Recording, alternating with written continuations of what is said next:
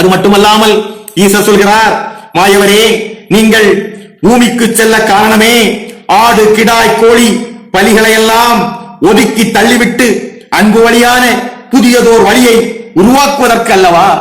ஆனால் கையிலையில் உள்ள கடிய சேவகர்கள் கைலை பையன், அக்கினி ஏறி, மாய பலவேசம், அத்திவாக்கன், காத்தவராயன் முதலிய 5 தீர்க்கமான வீரர்களும் உமது புதிய வழியான அன்புடன் கூடிய அமைதி வழியில் கொல்லாமை என்னும் நல்லறிவை புகட்டும் நோக்கில் வாழ்வதற்கு ஒத்துக்கொள்வார்களா என்பதுதான் எனக்கு ஐயமாக உள்ளது என்கிறார்.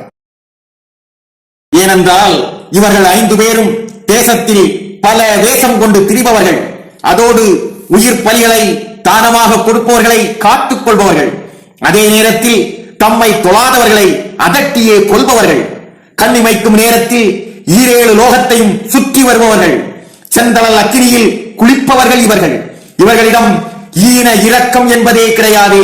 இப்படிப்பட்டவர்கள் உங்களுக்கு வேண்டுமா என்று மாயரிடம் கேட்டார் ஈசர். உடனே திருமால் கூறுவார், இப்படிப்பட்டவர்களை நீங்கள் தந்தால் நான் எப்படி கலியின் வலியை அடக்க முடியும்? தட்சணத்தில் தவம் இருப்பது அன்பான மக்களை தேர்ந்தெடுத்து தர்மபதி ராஜ்யத்தை உருவாக்குவதற்கல்லவா? தர்ம சிந்தனை உள்ள மக்கள் பாதுகாக்கப்பட வேண்டும் என்றால் உயிர் பலிகள் மறைய வேண்டும் அல்லவா? திருமாலாகிய நான் வைகுண்டமாகி தட்சணத்திற்கு போகப் போகிறேன். செல்வ சான்றோர் குலத்தில் பிறந்து புதுமைகள் பலவற்றை படைத்து மக்களுக்கு புத்துயிர் கொடுக்கப் போகிறேன். ஆகவே நீங்கள் நற்செயல்களை செய்வதற்கு துணையாக துஷ்ட வீரர்களின் குணங்களை மாற்றி நல் வீரர்களாக தாருங்கள்.